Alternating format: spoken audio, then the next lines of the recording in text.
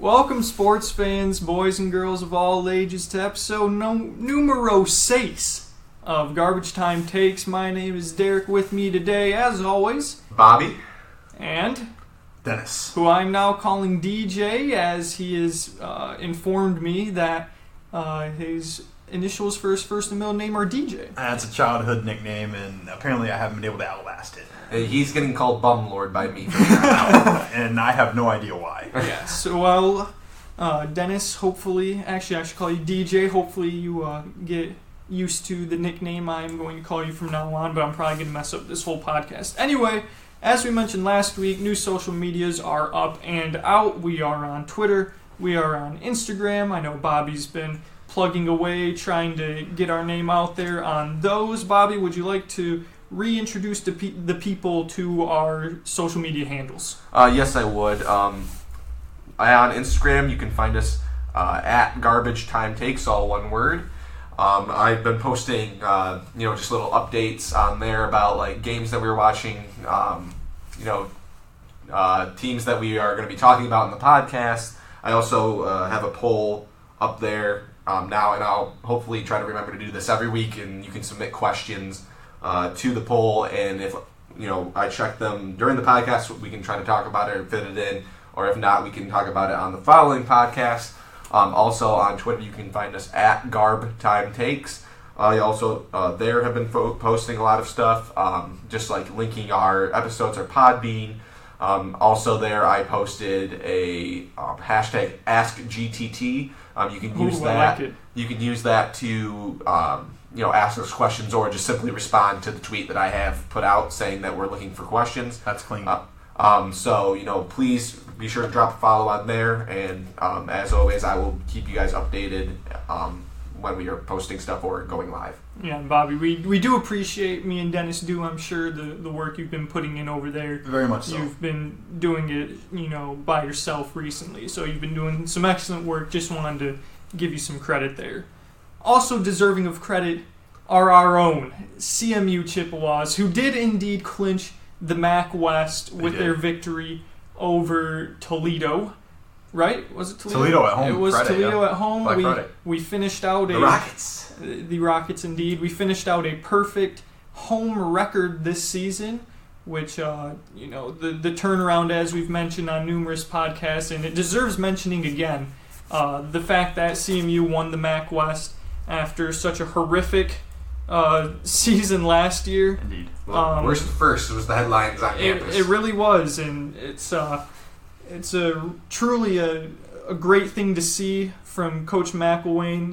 We'll be going down to Ford Field, or I should say the Chips will be going down to Ford Field. I, unfortunately, will not be. Dennis, did you ever end up deciding whether you're going? I will be headed down, yeah. I'll be leaving campus about 8 a.m. tomorrow morning on my way down to Ford Field. Well, then we're going to have to make sure Dennis gets a hold of the Twitter and Instagram so he can post some pics live from the stadium. We'll send some updates from down in Detroit, that's for sure. Yes, but yeah, definitely, big news here in the Mount Peasy that the Chippewas are indeed the MAC West champions. Will be facing Miami, Ohio for the MAC noon on Saturday at Ford Field. But once again, just congratulations to those guys, all the work that they put in this season. And we're back on the mat, baby. We're up and coming. We should have a decent bowl game, I would hope. Especially if we end up winning, we'll be a 9-win team. Certainly. So hopefully we can, avoid the Idaho Potato Bowl. Maybe get the boys somewhere warmer this year. Moving into the NBA, the Eastern Conference and Western Conference Players of the Month were released. Giannis out of the Eastern Conference on the Bucks, Luka Doncic from the Western Conference, but we're not. That's not really what we're looking to talk about here. We're looking at talking about the Western Conference Player of the Week from last week, which was none other than Carmelo Anthony. Bobby, give me your thoughts on Carmelo Anthony winning Western Conference Player of the Week. Was he deserving or no? Well, to answer that question briefly, no, he was not deserving of Western Conference Player of the Week. But it would goes without saying that it is an awesome story. To see, a future Hall of Famer that thought his career was over, and it really shouldn't have had an opportunity to go out like this. I mean, Carmelo Anthony, even, a year or two ago when he wasn't rostered, was definitely good enough to be rostered. I just think that teams just had it in their mind, or maybe Carmelo had it in their mind, or a little bit of both, that he couldn't make it work with the team or didn't want to play a role that they would have him play. Thankfully, Portland, with a depleted forward spot, gave him a call, and the man's making the most of his opportunities. Just got a guaranteed contract. I did see that today. They're going to be fully guaranteeing his contract, which, isn't really that much. But it's fully guaranteed, so, they're rewarding him for the work that he's been doing to kind of turn the team around, because they've been doing this in winning efforts, which is really key. Mm-hmm. The ISO game that Carmelo is famous for, notably recently in the NBA, has been really linked to downturn and lack of production, losing efforts. So it's good to see that he's getting recognized for winning. But to be quite honest, James Harden, Luka Doncic definitely had better stats than Carmelo. But it's a feel-good story for Carmelo, and I would have to say that I'm happy for him, even if he didn't necessarily deserve it in my mind. He still played well, and thankfully he's getting another opportunity, and hopefully he can make this run last with Portland. Yeah, I know, Dennis, you don't really pay too much attention, to the NBA scope.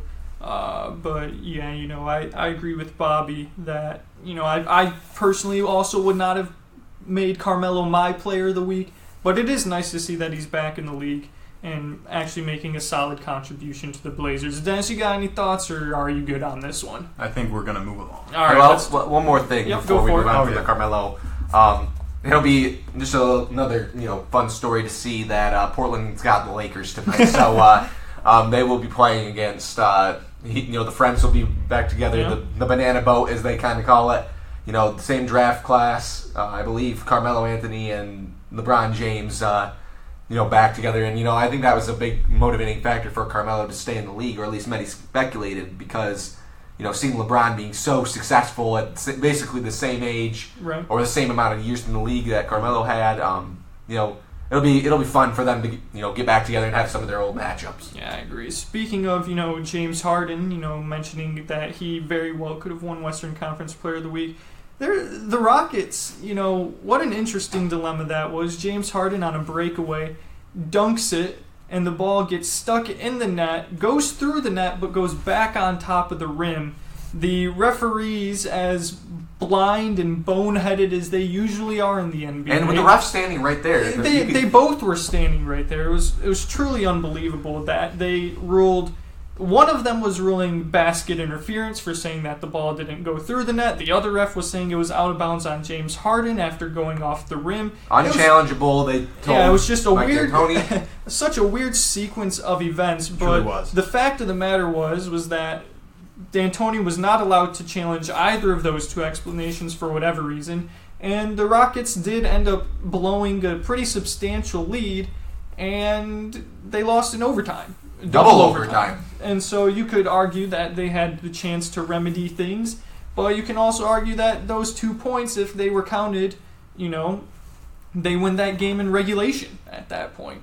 And so the Rockets have indeed filed an official grievance, or whatever you'd like to call it, with the NBA in order to have their last 7 minutes, 7:20, something like that. That's what they want. Yeah. Something like that as an official protest against the NBA to get that game replayed. Dennis, I don't know if you looked too much into it. I'm sure you saw the clip at some point. Maybe, maybe not. What were your thoughts on it?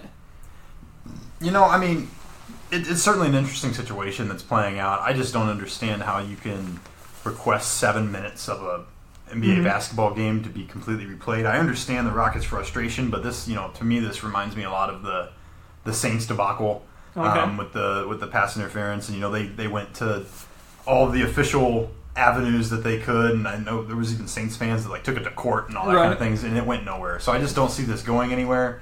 I don't think that they're going to be able to replay 7 minutes of a basketball game, but we'll see how it plays out. I think it's interesting the way that this is setting up for James Harden and the Rockets. Yeah, Bobby, I know me and you were talking about it, going through just some of the examples of games in history that have been replayed from a certain spot. Shaquille O'Neal, about just over 10 years ago, probably, when he was with the Miami Heat, I think. was incorrectly ruled that he had fouled out by the official scorer, and whatever happened, he fouled out. Miami lost that game, and then when they ruled that the game would be replayed, Shaq had actually been traded to the Phoenix Suns at that point, so he didn't even play for the Heat when they actually ended up rescheduling whatever the final amount of time that they ended up having to replay. I believe it was about 50 seconds. Yeah, there's been a couple other instances in NBA history that I can't quite remember off the top of my head, but it's definitely uncommon, but it's not something we haven't seen before. And I don't know if the Rockets have a legitimate chance at securing a replay here. I think it's going to be very interesting to watch how it all unfolds. Bobby, what do you think? I think that I think they deserve a replay. At the very least, there's got to be measures coming against referees here.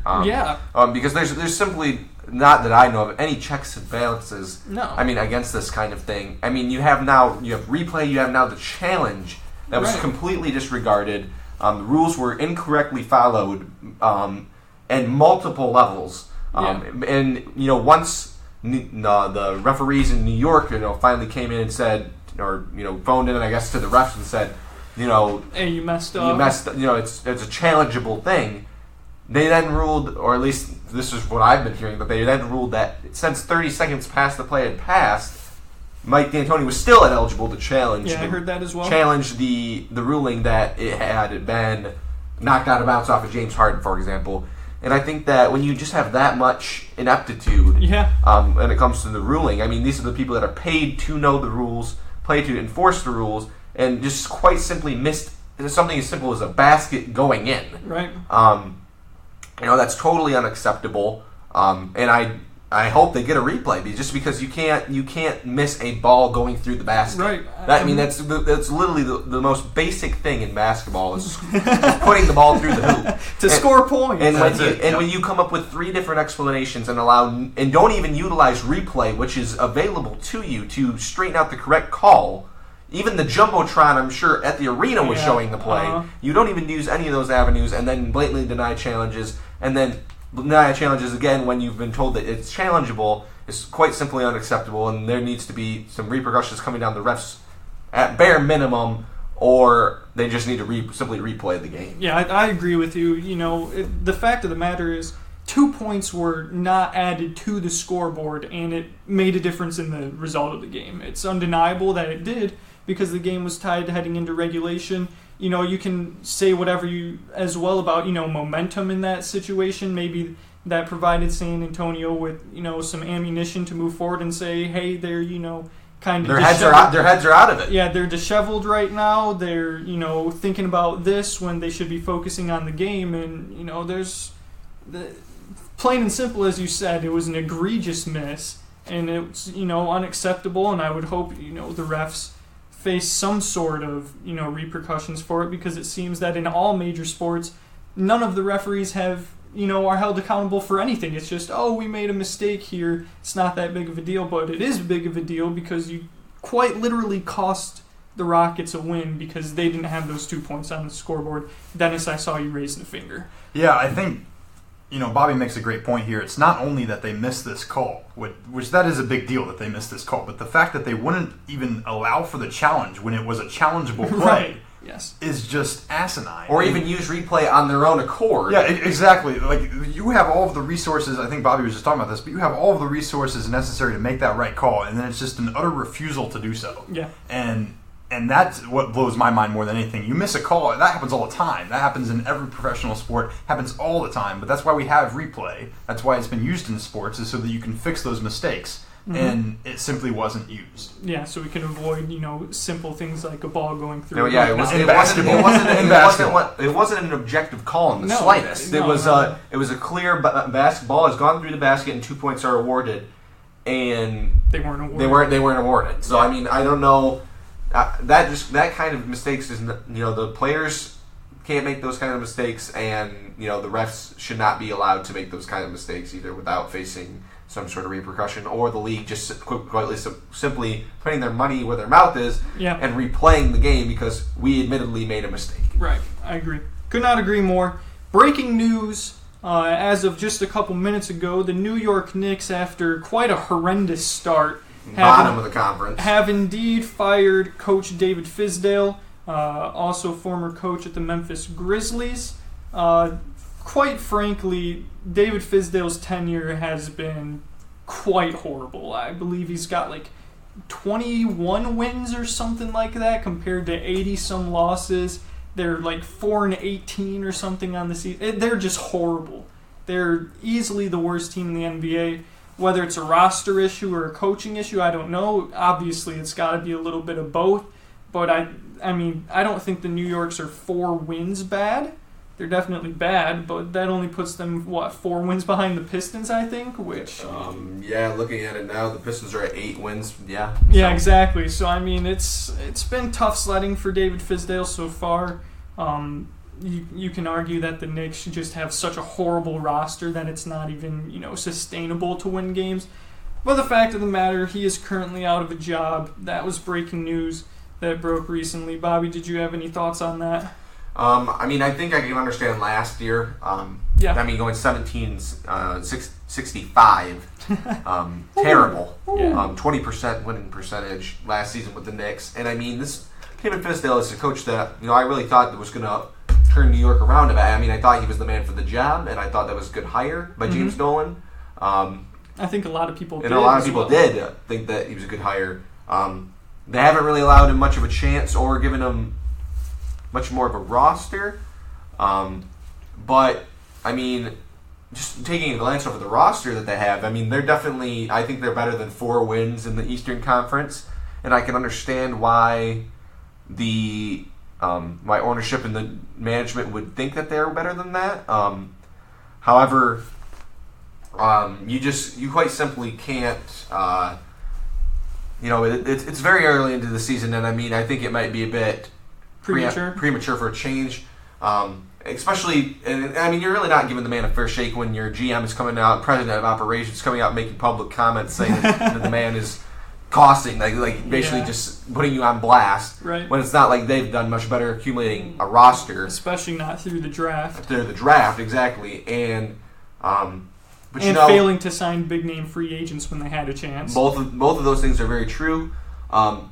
But I think it's a shame that they're not doing better than they are now, just because the Eastern Conference is a bit weaker. But the Knicks, if they think that this is going to help them, move up moving forward, I don't really think this is the play for them.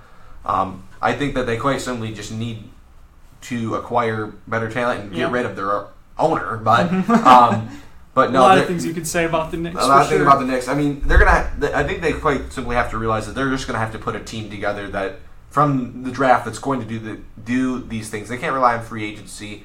Once they become relevant again and start winning on their own, then they're going to start attracting people. And before then, especially with James Dolan as the owner, they're not going to be attracting any sort of talent. Yeah, definitely tough sledding for the New York Knicks at the moment. Speaking of coaches that may or should not be fired, Dwayne Casey. The Detroit Pistons have, I think it's safe to say, underperformed up to this point.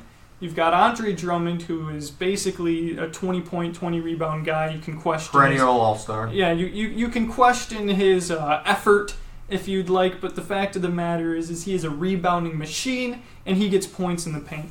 Blake Griffin, his name says all you need to know about him. His game hasn't really dropped off all that much. In fact, he's evolving it as he gets older. Isn't quite as... Three-point shooting has improved. Exactly. He may not quite be as athletic flying through the air as he used to be, but he definitely, he's improved his three-point game. He's still a force down low, gets the ball out of his hand, makes good passes, all that type of thing. And Luke Kennard's having a pretty solid season too. My boy Luke. You can argue that the bench depth is hurting this team. You can argue that Reggie Jackson's absence is hurting this team. But when you lose 2 games to the Chicago Bulls, who are clearly not better than you, when you lose, I think, 3 games to the Charlotte Hornets, who I can assure you are not better than you, I mean, at some point, you've got to say what's going on here in Detroit, and they either need to, as me and Bobby have discussed in the past, either commit to a full rebuild or, I don't know. They're just stuck in mediocrity right now, even though it looked like they were trying to go for a championship. But the salary cap and the way their team was constructed definitely was not going to win a championship by any means.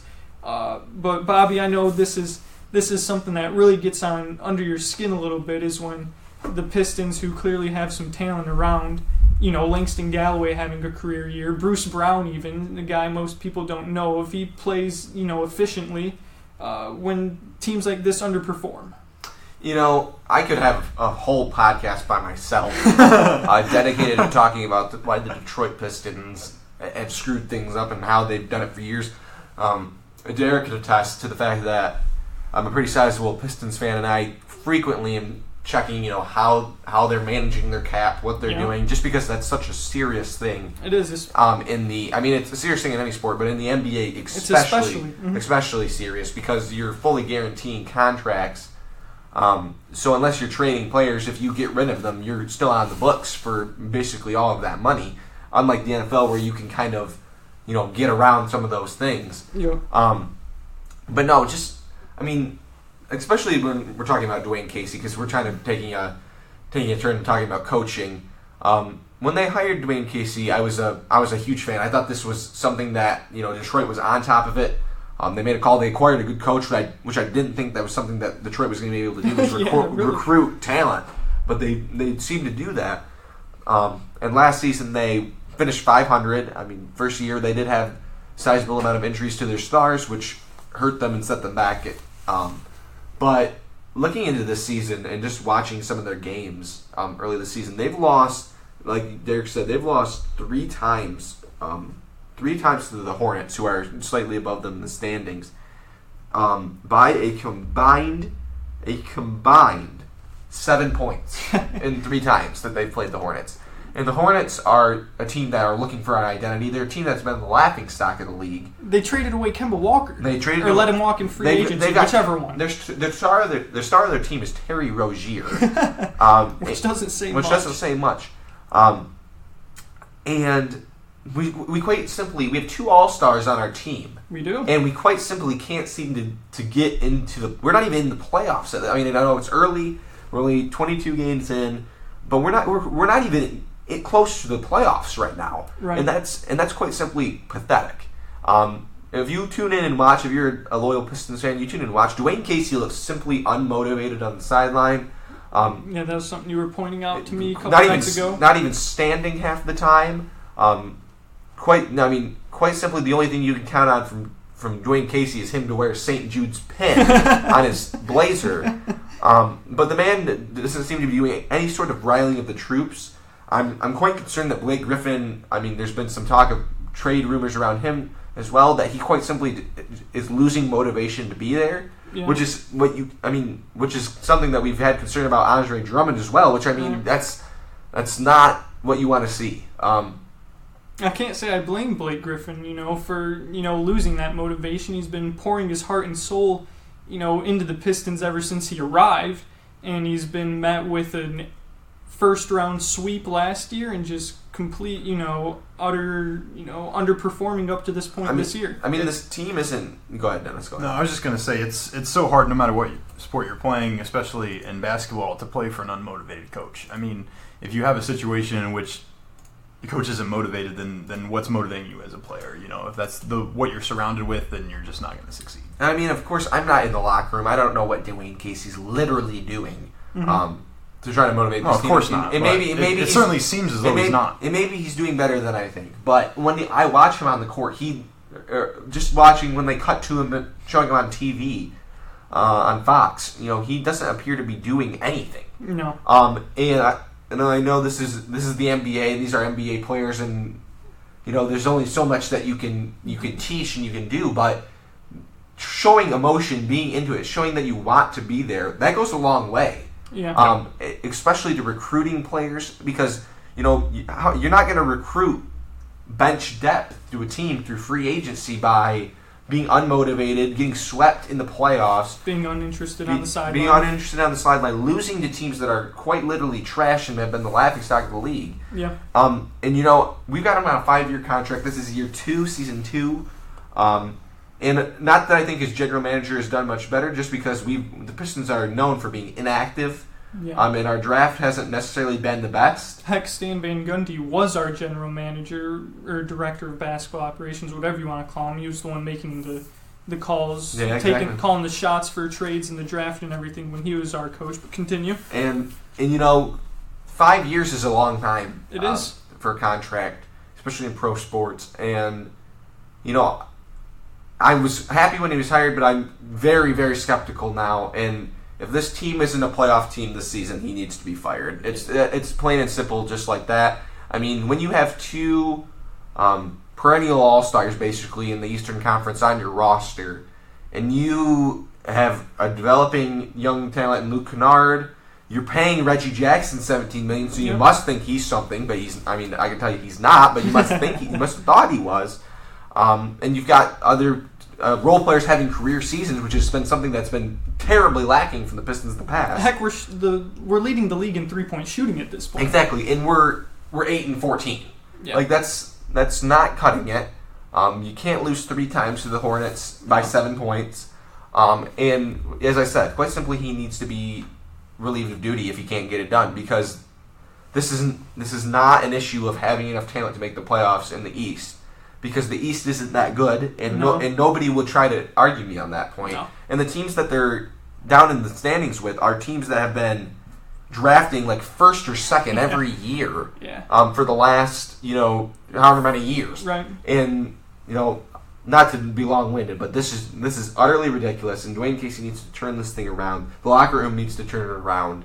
Or heads will roll. People need to start acting like they want to be there, or heads will roll, and we're going to start regressing unless the GM starts making some trades here and getting rid of people and committing to a rebuild, as Derek said. Right. We can't sign anybody else. We're roster locked essentially in the fact that our cap is used up. Basically used up in Andre Blake and Reggie at this point. Really we've got to work with what we've got right now, and what we've got is an unmotivated bunch, and it starts with the top. It starts with Dwayne Casey, and he needs to turn it around. Yeah, I agree. It is a concerning trend. Hopefully it's maybe it's an anomaly, but through 20 games this season, definitely appears to be a trend at this point. Hopefully those guys can get it turned around and give the city of Detroit some sort of playoff team this year. As the city of Detroit is currently, there's no way the Red Wings get in, and the Lions are not getting in, and the Tigers did not get in. So really right now the Pistons are our, last strand of hope at getting a playoff team this year for the city of Detroit. Speaking of coaches where there could be unrest, a report surfaced earlier today that there may be unrest in Cleveland. This one's for you. With my guy John Beilein, former head coach of the Michigan Wolverines. From what it sounds like, there was one player who is anonymous, yes, mind you, that stated, the players aren't really that happy with the fact that Beilein sort of coaches this team like a college team. They are a bit, frustrated with the fact that he nitpicks a lot of the fundamentals. And that, apparently they're griping about the fact that his play calls are animal names or something like that he calls curls polar bears or something. Just a bunch of, just little stuff apparently that is getting on the nerves of whatever players are in the Cavs locker room. Not that they're that great of a team anyway, but it does bring up a concern for Beilein, considering this is his first year, about 20 games into the season. He's definitely wasn't going to turn the Cavs into a playoff team from day one, especially with the current build of this roster. It's not going anywhere, anytime soon. But, you could argue that they could have another couple wins under their belt. But, the fact of the matter is if these reports are true, you run the risk of losing your team. And if you lose the team as a head coach, you're stranded. And, it's definitely concerning if that is the case. Hopefully, Beilein can get it turned around. But this was, just like the David Fizdale news, which was about 20 minutes ago now. That news surfaced about a couple hours ago. Do you guys have any thoughts on, the way Beilein and the Cavs and that whole situation is turning out? Yeah, I mean, I guess I understand to some extent where the players are coming from, or one player is coming from in this case, if that is the case. But, considering they are professional players. And you would think they would have the fundamentals down. You would think, but, this is my thing. And I haven't really been tracking the Cavs, and so I don't have a lot of expertise in this area. But if you're a player on the Cleveland Cavaliers, and you're looking at the season that you're having, and you're saying, well, our coach is nitpicking the fundamentals. Well, maybe that's for a reason. That's what I thought, too. I definitely hold a little bit of bias there, but that was one of my first thoughts, too. Maybe you need to focus on the fundamentals and you'd be better. Right, there's got to be a reason he's focusing on the things he's focusing on. It's not like he's just doing it for no reason. But, yeah, that was definitely one of my first thoughts, too, trying to give my guy the benefit of the doubt a little bit. That's just the bias in me.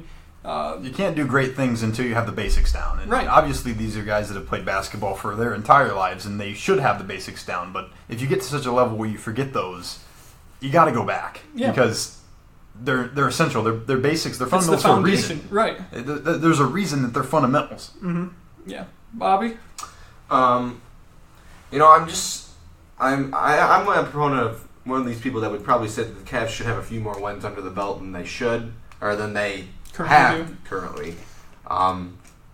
There's a lot of players on this team that, there's not a ton of bona fide star power. You have Kevin Love, who's going to give you about 20 points a night. You got Tristan Thompson, which will give you about 15 and 10 a night. It was currently under trade rumors. I don't know if you saw that, but the Raptors could be interested in Tristan Thompson, but go ahead. They must have cap to spend because I'm pretty sure his contract is enormous. But anyway, you've got 2 first-rounders at the point guard / shooting guard position, in the back-to-back years here. You've got some other solid role players. I think there's reason to believe that the Cavs can be doing better than they're currently doing. You're a big fan of Cedi Osman. Cedi Osman's development has been big since LeBron James left, and I think that the Cavs organization has a lot of hope that he's going to be part of their plan moving forward. Mm-hmm. Especially being a second-round pick as well, so that would be a heck of a value for him. But, you kind of touched on what I was going to say, is that really it doesn't matter in the NBA whether, like Dennis also said, if you're in the NBA, you've had to have an understanding of the fundamentals. That's just quite simple, plain and simple. You've been playing basketball for your entire life. You have to, and obviously you've demonstrated that you can do something because you're drafted and you're in the NBA. Right. My questions that I just don't simply have the answers to because I'm not there. But my question would be, is John Beilein unwilling to adapt his system? That's true. From college, obviously it worked in college, and I think that's why the Cavs were willing to bring him in, is because they've seen such improvement in his program. But there comes to a point where the pace of play, the talent, the skill level is quite different. Yeah. And you have to be willing to adapt. And if he's not, that's going to be an issue. And more importantly, if you don't have the faith of your players in the NBA, the players aren't going to get moved. It's going to be you. Yeah, Chicago is a perfect example of that. The way Zach LaVine was talking about the Bulls head coach. But yeah. Yeah, Boylan, I believe. Mm-hmm. It's quite simple as that. You could be coaching your behind off and doing what you're supposed to, but quite simply, if you don't have the backing of your locker room, and that's not you're not gonna be around for long. No. And he's gonna have an awful lot of backing from upper management if he's gonna stay in there. If these reports are true, as significant as it sounds.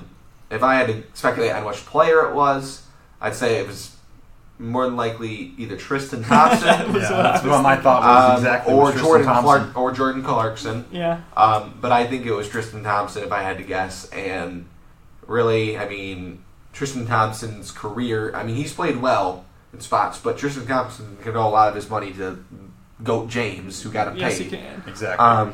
And he paid out with a championship, but he's got to. Whoever's saying this has got to make sure that they're speaking for everybody, because this is a good way to get yourself found out, get your butt traded. That's right. And coincidence that the Raptors are looking at Tristan Thompson? Exactly. Yeah. I think not. Yeah. Yeah, speculation is speculation. It's true. John Beeline's going to have a chance to answer that as the Cavs play tonight in his pre-game press conference. He'll have a chance to address some of those issues. I'm sure the media will address. And I'm sure he'll say absolutely nothing of substance, as he'll say, as most coaches do. As most coaches do. We got to execute. Just watch a Matt Patricia press conference, so you know what I'm talking about. We got to execute. All right. Speaking of Michigan men, my Michigan men, as in the Michigan football team. It's been a week and a half now since our last podcast, so we previewed the Michigan-Ohio State game. We did.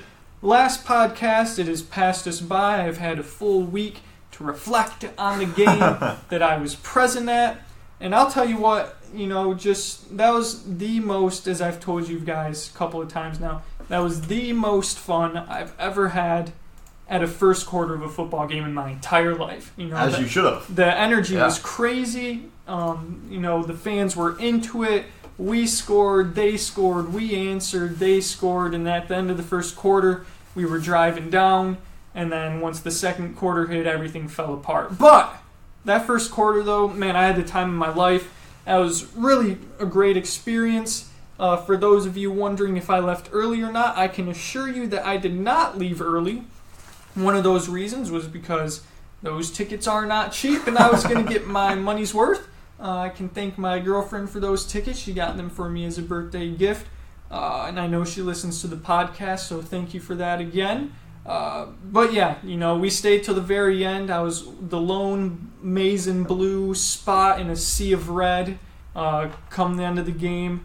It was disappointing for sure, and it made me question a lot of things. But I can tell you one thing that it didn't make me question, and that's Jim Harbaugh's status as head coach. A lot of people, and have been speculating whether he'll dash to the NFL or not. Currently, from all we've heard since he's been here is that he wants to retire as a Michigan man. Our AD wants him to retire as a Michigan man, and that he currently, just has no desire to return to the NFL. And I believe him there. I don't really see him bolting for the NFL. It's a possibility, as everything is. And I definitely do not see him fired, and I'm going to tell you why. I'll preface my comment by saying I had to admit out loud so that I could hear myself say it, that right now Ohio State is better than us. And that hurt to say. It was like chewing on garbage, but I had to chew it up, spit it out, get it out of my mouth. They are better than us. And they recruit better than us. They execute better than us. And currently, I think the game means more to them than it does to us. When Urban Meyer was talking about it on FS1, as much as I despise the guy, I can't stand him, he knows Michigan inside and out more so than I think some of our previous coaches have. The man dissects us every single time we're brought up. And, the one really telling thing he said was that he's got one assistant coach whose sole purpose it is to review Michigan tape. Now, I can't speak to whether Jim Harbaugh has a man doing the same thing or not, but that's a pretty significant, commitment. Commitment to the game, where you have one guy, all year focused on Michigan. That was number one. Number two was the fact that they have a clock that counts down to noon of the day of the game every single year that resets, constantly clocking or ticking down so that there's a constant reminder of what Ohio State is building towards. And, once again, I can't speak to whether Michigan has or doesn't have something like that, but just all indications for me right now point to the fact that the Ohio State game means more to their players, coaches, staff than it does to Michigan's players, coaches, and staff. I think our fans, me, Michigan fans, care more about the game than our players, coaches, and staff do. And the example I can point to is last year's Michigan State game. For the first time in my life, I thought that the Michigan State game finally was as important to us as it was to Michigan State. There's no denying that the Michigan State-Michigan game is Michigan State's game. It wasn't our game was always Ohio State. But for the first time last year, that game finally meant as much to Michigan's team as it did to Michigan's fans. Because I care about that game just as much as I do about the Ohio State game. And I think any Michigan fan who doesn't have the same thought process is a fool, straight up. Because if you don't care about every rivalry game the same, and that rivalry game mindset is that I don't want to ever see this team succeed, which is the mindset I have for both of them, then what are we doing here? And I don't think that that's the mindset until last year that Michigan had towards Michigan State, that, you know what, we want to come out and destroy you every single time we see you. We want bragging rights forever. And I finally saw that last year, and they definitely reinforced that this year. Where I haven't seen that is against Ohio State. Every year it seems like we're out-executed. It seems like they're in our heads mentally, that as soon as one mistake happens, we lose all confidence and it's over. And I can tell you that as soon as Shea Patterson fumbled the ball as we were driving down the field ready to score again, at that instant I knew it was over. Because as they showed me against Wisconsin, one mistake can absolutely derail this team. And we weren't going to have a chance, to go toe-to-toe with Ohio State, trade points every possession, and then if you miss one possession, it's over. And clearly I think that got into Michigan's head because they must have knew it too. Because as soon as we fumbled, Ohio State came right down, scored, and just like that, they were starting to pile on points. And you were like, man, it was so close in the first quarter. What happened? And, you can point to, our defense failing again for the second year in a row. You can say Don Brown is stubborn and just cannot defend Ohio State's offense. I mean, we took away the crossing routes this year, which was nice to see, but the fact was that we had our slower safety, Josh Metellus, on their fastest wide receivers. Why do we not have Daxton Hill, a guy we 5-star recruit, 4.3 speed, brought in specifically for the purpose of providing speed to our defense? And for whatever reason, Josh Metellus got burned for 3 tubs, just right over his head, because he couldn't keep up with the speed of Ohio State's wide receivers. And so I don't know if this is a Don Brown issue. I've seen reports that, he may go back to Boston College. I don't think he'll be fired by Harbaugh, but it wouldn't surprise me to see him leave. But, this was a long preface to my comment. I realize it now. But, Jim Harbaugh will not be fired. And the reason is because if Jim Harbaugh can't do it, I don't think there's a coach in the NCAA or NFL right now that can do it. Simply put, Ohio State recruits better, they develop better, they execute better. And until Michigan is able to match that, or until they're able to make this game mean as much to us as it does to them, the same way Auburn did against Alabama, because nobody here is going to argue that Auburn's better than Alabama this year. They simply wanted it more. And, that, passion for the game, for the rivalry, wanting to win it, can outweigh skill, talent, and all that other stuff. Comes with the passion for the game, comes for the execution, and we didn't have any of those things on Saturday. So that's really all I had to say there. Jim Harbaugh's job is not in question. Even if he loses again next year, it's still not in question. Right now, I don't see Michigan as being anything better than a 1-3 loss team. And that's just the way it is, and I have to accept that. I know the standard at the University of Michigan is excellence in championships, but simply put, that's just not what we're going to see right now, just because, the state of the program Harbaugh came into was not good. He's done a tremendous job of turning it around, but, the way Ohio State dominates everything right now, I think, we as Michigan fans just need a bit of a reality check. Say, this is just the way it's going to be for a while, and one of these years, hopefully we get lucky, snap the streak, and, when you get absolutely embarrassed in your home stadium like that, it hurts you quite a bit.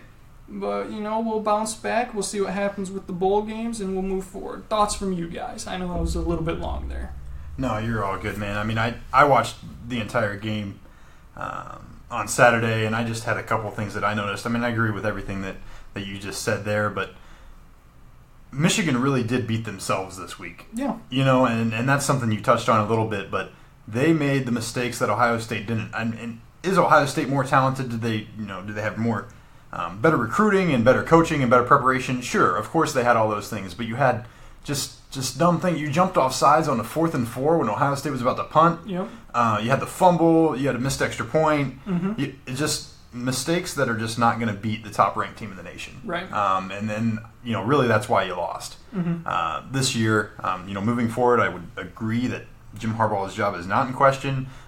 And it certainly does seem that this game means so much more to Ohio State than it does to Michigan right now. And that's certainly a huge factor. And it shocked me. I remember last week or a week and a half ago when we were recording this podcast before the Michigan-Ohio State game, I talked about home field advantage. Yeah. And I talked about how important it is to have your fans and your college and university behind you. We had it for the first quarter. And you had, apparently, you were there, you had it for the first quarter, and they were into it, and they had that energy, and we you tried, succeeded, man. and you did well, and then there was a mistake, and I can just imagine the air that just deflated out of that place. Mm-hmm.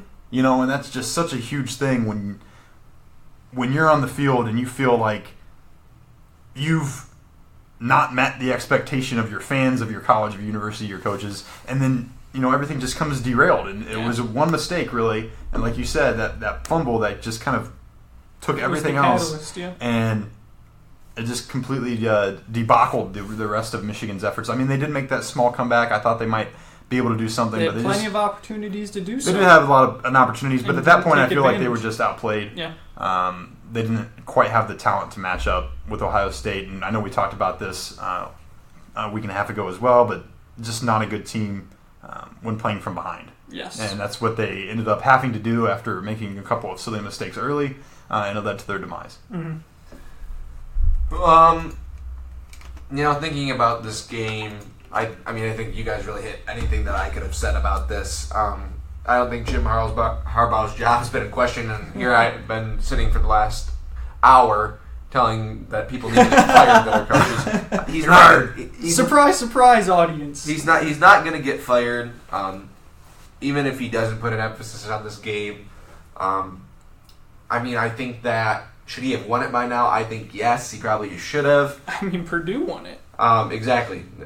Michigan State's won it. Yep. I think we're the only team that's beat Ohio State more than once in the past 10 years. Probably. Plenty of teams have gotten lucky against them. Plenty of teams have put together performances that have been good enough. Mm-hmm. And you can attribute that to Ohio State maybe not being as focused on that. But when you think about it, it's the same players that got to march out there and play every week for the Buckeyes. Barring injury. And you'd think that Michigan would match that, and I have no idea why they wouldn't match that. And that would be my biggest question mark about this coaching staff, is that why aren't they doing that? Right. And if that's kind of the attitude that they're having, they may be putting up results elsewhere. But as you said, Derek, excellence is the expectation, and everybody knows that they set their bar, right or not, by that game. And knowing that, to see how, outside of maybe 1 year, how lopsided it has been. Yeah. It's concerning, but I don't think that Michigan's going to do anything to change that as far as staff wise. I think Jim Harbaugh needs to take a look at what he's doing and really put into thought if that's effective, if that's a priority for him. And next year, I think we should and hopefully we will, for your sake, see an improvement. Because this has been a couple years in a row now that people have been asking questions. Yeah, that's right. And quite simply, it's not going to get it done. Yeah. One more important thing, I was kind of on a bash fest rant there. I do want to give credit where credit is due. Harbaugh did change up the offense this year. It took a while to get going, but when it did, man, was it fun to watch. Josh Gaddis is going to give us a top 30 offensive, overall rank this year, which is going to be the highest of Harbaugh's tenure yet. We did put up 27 points on the nation's number one defense, so from an offensive standpoint, outside of some, pretty poor mistakes, from a coaching perspective, many of those mistakes were not on Josh Gaddis and his play calling. A lot of them was just simple execution.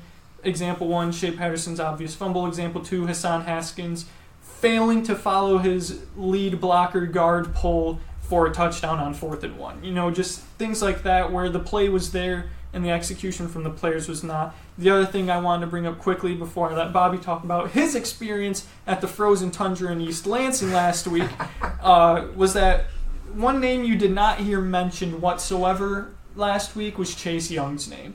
And that's because true. Michigan's tackles, Jalen Mayfield and John Runyon Jr., they did an excellent job of defending him.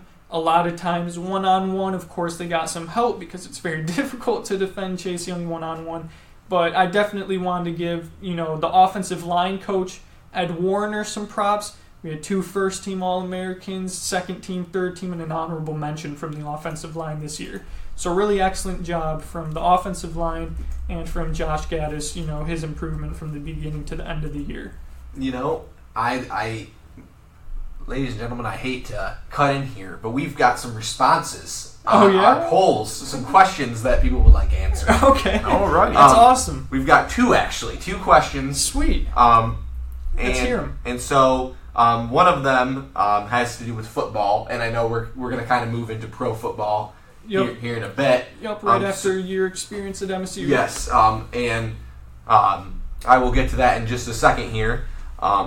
But our first question is coming from, what do we think about the Dallas Cowboys' current situation? The Cowboys. The Cowboys. Yes. Are both of them NFL-related questions? No, one of them is NBA. Okay, so we will get to the NFL one when we get to the NFL, because I do have that written down in the notes that we will discuss the Dallas Cowboys. Yes, I know we want to discuss it, but I had to How about time the boys? that we had to. That's awesome. These questions. That's really exciting. So thank you. Who asked them? It was my brother that submitted these things. But I have to say, I'm glad that he's watching what we're doing. Yeah, exactly. Was it Jack or was it? It was Sam. Okay. Sam. Well, thank you, Sam. For your question. We will get to it. Yes, Bobby. MSU game last Saturday, the frozen tundra and a little bit of freezing rain. Yes. How was that game? It was an absolute nail biter versus Maryland. It was a nail biter, and it was cold. It was so cold. By the second quarter, my toes were numb as could be.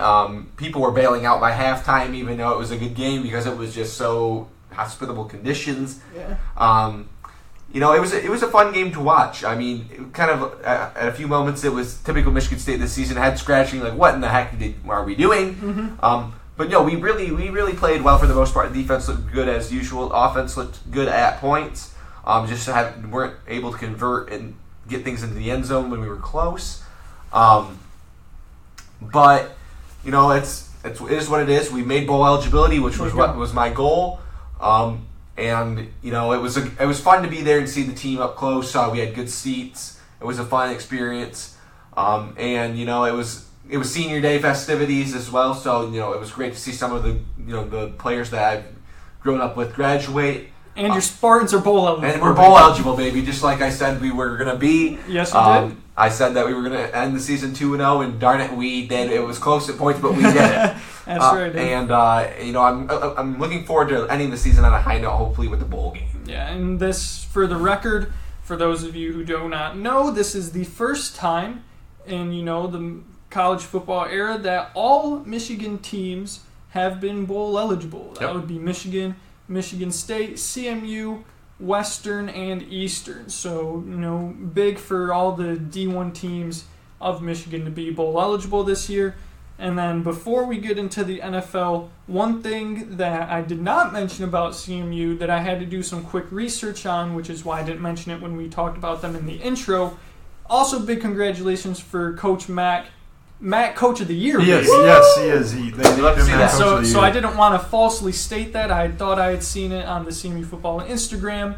But yeah, definitely wanted to give some recognition. Well deserved. To them and our first team MAC guys. I think Khalil Pimpleton was up there. Sean Adesanya was in there. Yes, he was. And there were a couple other guys out there that, congratulations to you guys on making the All-MAC teams. The NFL. Do we want to do college football playoff projections or no? Or do we want to move into the NFL? I know we're running 4:57, Dennis. I know you got to get going. I'll leave it up to you. We can do it quick or we can avoid it. I think we should just move straight into the NFL. Straight to the NFL? Yeah, we can jump into the NFL. All right, let's do it. Let's just start with the Cowboys. How about them? Stephen A. Smith He had some fun on First Take today. He had the cigar, the black cowboy hat, the whole 9 yards, as he loves to do when the Cowboys lose. I also love to see the Cowboys lose. I think you boys also like to see the Cowboys lose. Yep, we do indeed. It's sort of one of those things when the Cowboys lose, America rejoices. America's team, huh? America's team, screw that. They're awful. They're trash. The fact that they're in first place with a losing record is mind-blowing to me. But yeah, so what was Sam's question exactly? Sam's question was, what do you think about the Dallas Cowboys' current situation? All right, so I'll lead it off quick. I think that the Dallas Cowboys stink. I think that they do have a good offense, but Jason Garrett fails to make simple in-game adjustments that continuously cost this team. The fact that Mitch Trubisky looked like a Pro Bowl quarterback, not just for 1 week against the Lions, but 2 weeks in a row. It's almost a pattern to this point. 2 weeks in a row he's looked like a Pro Bowl quarterback, and this is the same Dallas defense that allowed none other than our boy Jeff Driscoll to hang some points on their heads. So, you can say it's a defensive issue, you can say it's an offensive issue, but the fact of the matter is I think it's a head coaching issue. Jason Garrett, maybe it's because he's not allowed to do what he wants to do. Maybe Jerry Jones is, pulling the reins a little too much on him. Regardless of whatever it is, the Cowboys are a hot mess dumpster fire. I send no condolences to their fans. I get enjoyment out of every single time the Cowboys lose. And so, Sam, to answer your question directly, I think the Cowboys stink. Dennis.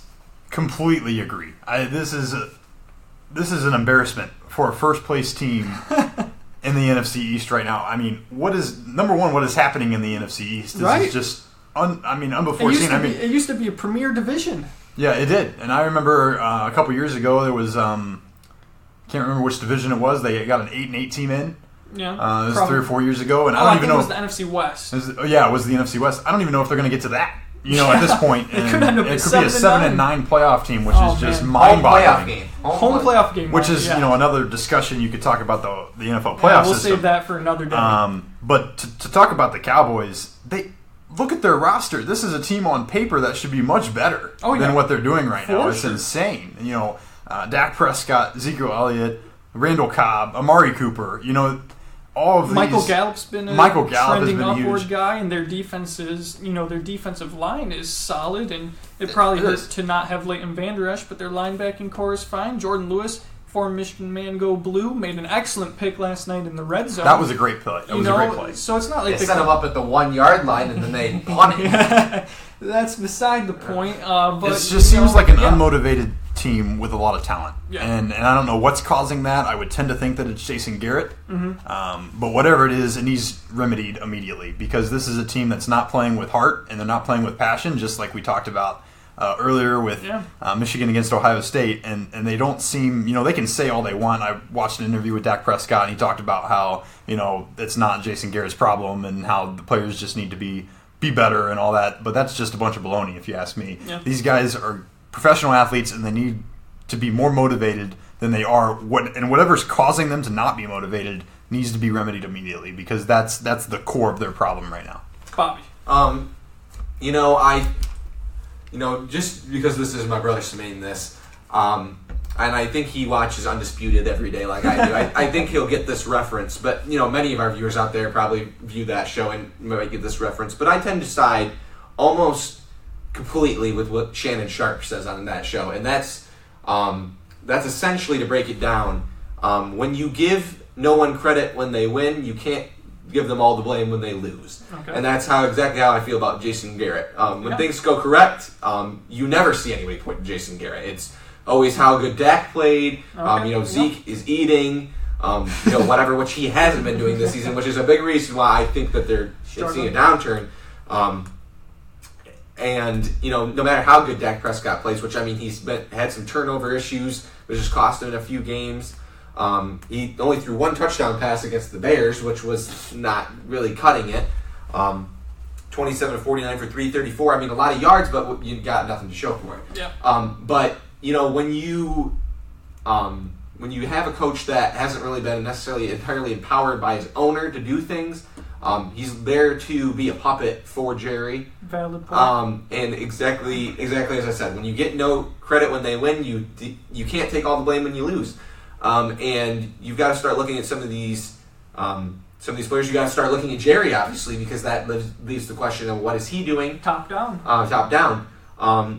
But really, the fact of the matter is, I hope the Cowboys lose their division. I'm pulling so hard every week for Philadelphia to win. It's not even funny, and I don't even really like the Eagles that much. But they need to turn it around and beat Dallas. But no, really, they've got to get this run game going better than they have. They need to, really just cut out some of those dumb mistakes that have really been costing them in the turnover department, and just they looking like a bunch of fools out there because they've got so much talent and then they do nothing. And as I said, I think Jason Garrett isn't necessarily a great coach, but I don't really think that I'm not pegging the blame on Jason Garrett because solely on Jason Garrett, because Jason Garrett, when they win, you'll never hear anything about how Jason Garrett did a good job. So I'm not gonna crucify the man for it. Very valid point. And I think that I've had questions a while, and I still have questions whether Dak Prescott deserves a large contract. Yeah.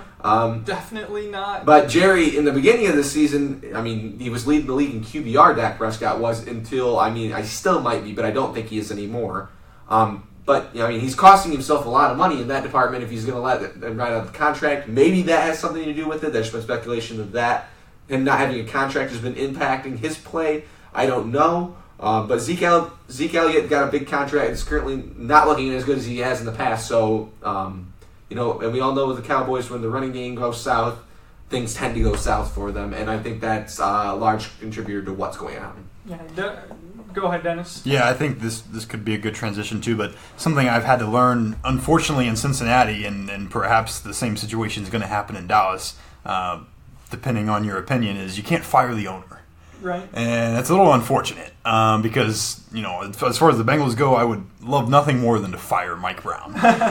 Just a buffoon. But, when you're the owner, you get to make all of the decisions in terms of the staff, and you're the one putting out the big bucks. And so Jerry runs this team. If you ask me, he needs to get on the sideline himself and try to coach. Exactly. And he's not going to do that. And like Bobby said, Jason Garrett's just a puppet. It's a hard way to coach, I could imagine. That's got to be a tough situation to be in. The one that Jason Garrett's in right now. So I do feel for the guy a little bit, and I'll, agree with Bobby's point that, you're not going to give him credit when you win. You can't put all the blame on him when you lose. But the fact is that Jerry Jones right now has got some problems on his hands. He does. Yeah, I totally agree. I couldn't have said it better myself. Just to continue with the owner thing for a little bit, the culture is established from the top. Whether you're going to have a winning culture, a mediocre culture, a losing culture, it's all established from the top down and what the ownership demands of the team. And currently, Jerry Jones talks like he wants excellent. Does a whole lot of talk, but he doesn't really empower his head coach, to really have his players perform at the highest level. And it's because Jerry's ego won't allow him to really, because he wants to he wants to be the man responsible for saying, I brought this exactly, but he also doesn't want to be the guy that's the fall guy, which is why Jason Garrett's in there, because everybody's calling for his firing, and they're not doing a lot of jibber jabbering about what Jerry Jones is doing. Yeah, I think good on Troy Aikman. I don't know if you guys saw it or not, but Troy Aikman came to the defense of Jason Garrett a little bit and said, hey, he's not getting what he needs from Jerry Jones, and so.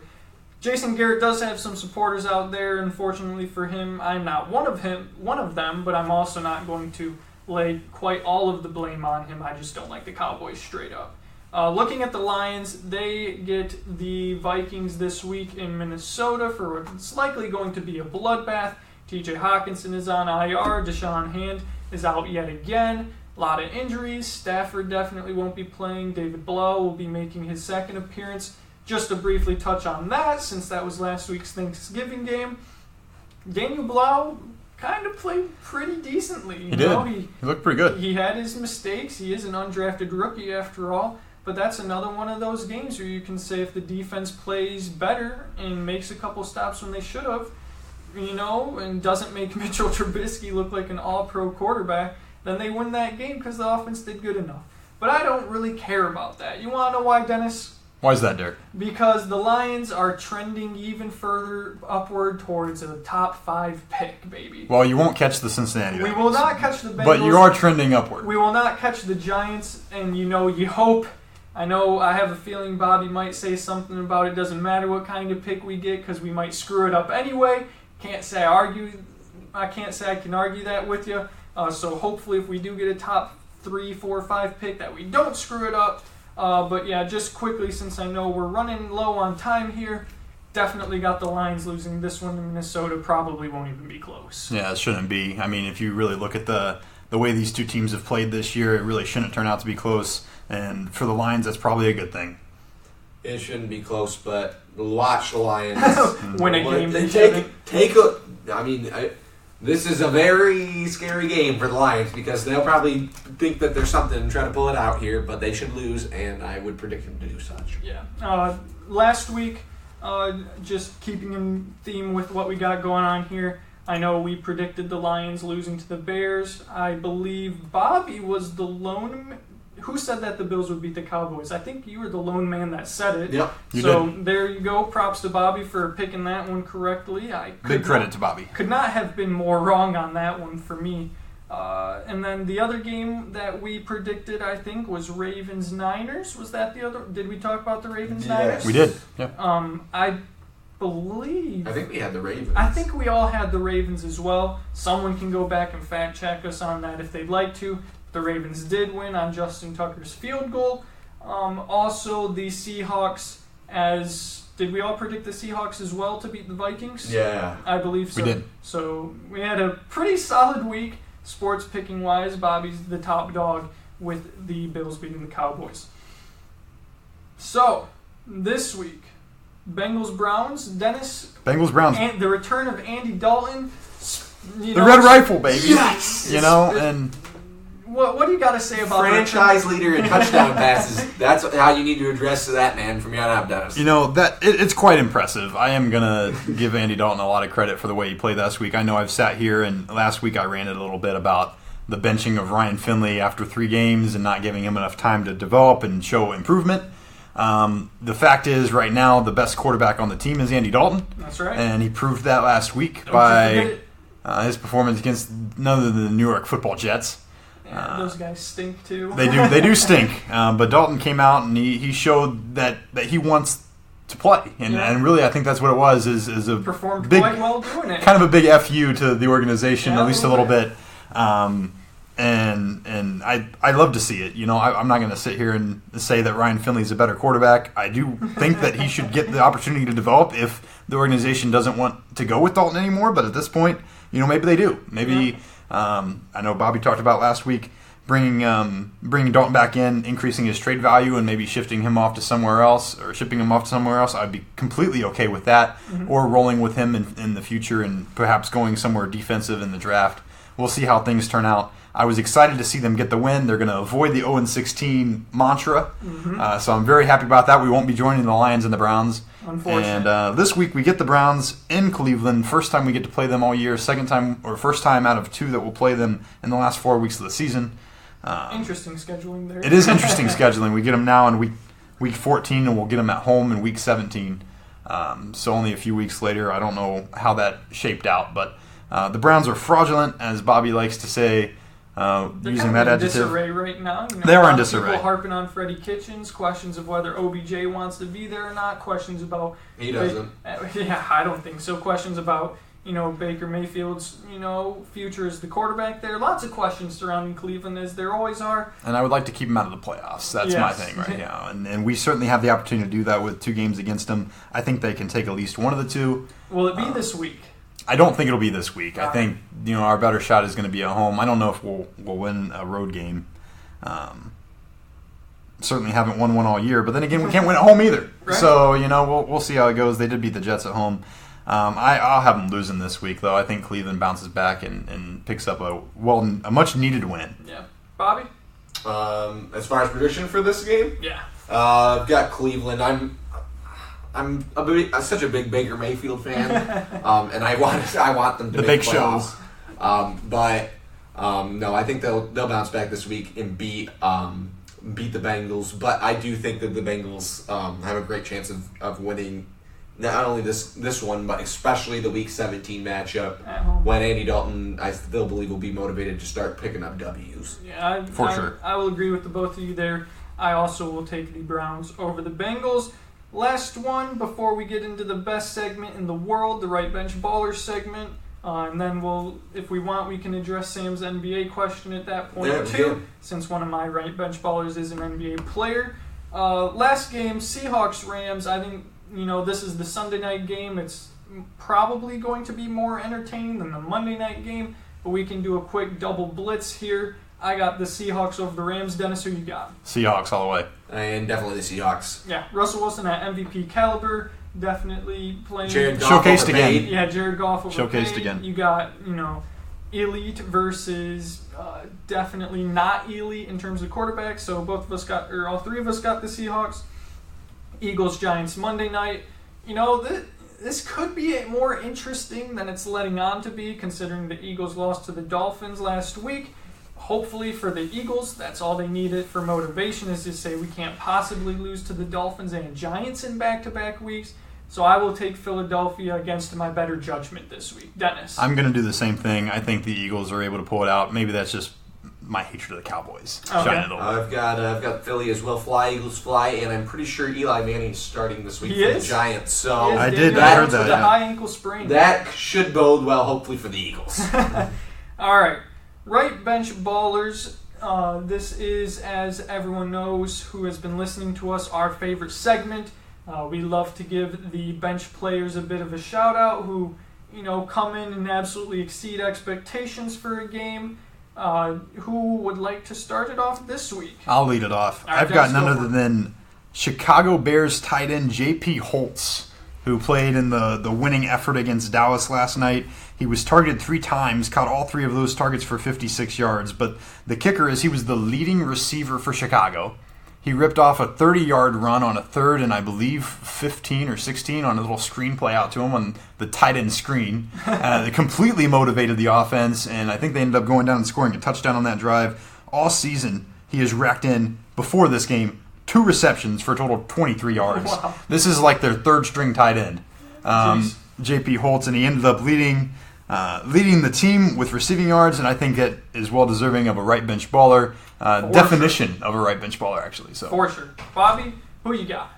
I've got none other than Miami Dolphins running back Patrick Lard this week. I'm pretty sure that's how you say it. I'm not sure though, so at all. So that was really a lie. But the man didn't even play a game for the Dolphins until week 10. As which he didn't really do anything in that game. Had 15 yards, but in week 13, he was responsible for 8 of Miami's points, catching 2-point conversion receiving and going for a rushing touchdown. He also had 43 yards on 4 receptions out of the backfield, so very good. It's a great average. Yeah. Very good there. If you had him in fantasy, he scored a nice 16.8 points this week, which you'll love to see. Like a 16-team fantasy league. Which you would love to see. So hats off to Patrick. It looks like they've had some injuries at the running back room, and he's going to be seeing increased production out of the backfield. So this was a great start for him. Yes, and in the NBA for me, I've got Lonnie Walker the 4th. Oh, the 4th. What was it, the 4th or the 6th? It is the 4th. It is IV, so... Okay. We confirmed the Roman numerals there. Thank God. We did. Good work. It is the 4th. He is a member numero uno of the San Antonio Spurs, 8-14 on the year. The man has only played 15 games this season, and his career has only played 32, averages 7 minutes a game this year.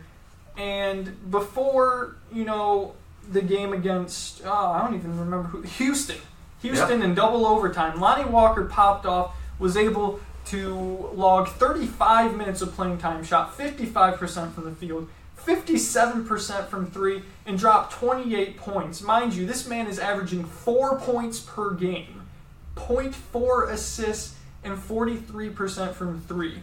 And so you can only imagine if he scored 28 points and his average is still only 4.2 points per game, you can imagine how much, through 20 games. Yeah, through 20 games, how much of a contribution Lonnie Walker is making. But that doesn't matter today because he is my right bench baller. Hey. And he deserves some credit, for helping the Spurs pull out a controversial win over the Houston Rockets. Which we already touched on. Which we did touch on. So, props to Lonnie Walker, props to Patrick Laird? Yeah, one of those two. One of those two, and Dennis, yours was? JP Holtz. JP Holtz. So congratulations to the right bench ballers. Maybe Bobby will get a poll out there to see who is the fans' right bench baller of the week out of those three. Lastly, I know we wanted to get to Sam's question real quick. What was that? Yes, his question was, what are our thoughts on the Kawhi Leonard minutes restriction slash load management? Load management. If you would like to, I will give you my thoughts on load management here real quickly. I don't like it. I think it's bogus.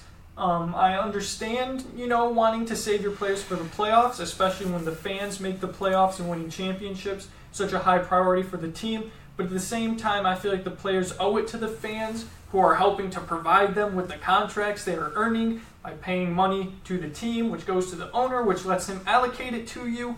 That, I think load management is a bunch of jive. I don't like it. If you're healthy, I think you should play. And especially when you sit out nationally televised games, big games where lots of people are paying a lot of money to come watch you as their favorite player, as Kawhi Leonard probably is for a lot of people, and you disappoint them by sitting out. I just can't agree with that. But yeah, that's my little shtick on it. Couldn't have said it better myself. I've talked about this in previous podcasts, but I think it's quite ridiculous. They're not even. I mean, their team's doing all right this season, but it seems kind of a cop out to have an 82 game season and you're barely going to play half, 3/4 of the games. As they've talked about in national media, and I'll agree with this. He better produce in the playoffs. Yeah, that's right. Because if they don't win a chip this year, a lot of people are going to be raising their eyebrow because you can't just sit out games low managing for the playoffs and then not produce in the playoffs. He's also low managing during the games as well. Minutes restriction, as my brother was alluding to, which is absolutely ridiculous because why wouldn't you play full games that you're not low managing in? Right. And he hasn't even, as of late, been playing super well, which is concerning. But all I have to say is he better turn it on in the playoffs. Could not agree more. I think that's going to wrap it up for us here today. Once again, we would like to thank you guys as our listeners for checking us out, for subscribing, for liking us. Give us those 5-star ratings if you wouldn't mind. Go ahead and comment at us. Check out our social medias for polls, tweets, Instagram pictures, etc. Yep, as at Garbage Time Takes on Instagram, at Garb Time Takes on Twitter. Ask GTT hashtag. Ask TTG hashtag. We're also on Podbean, Spotify, YouTube. That's going to wrap it up for us here today. Hope you enjoyed listening to us as much as we enjoyed talking to you guys. Are we ready to close this one out, fellas? We are indeed. We are indeed. All right, on a 1. On a 2. And a 3. Peace.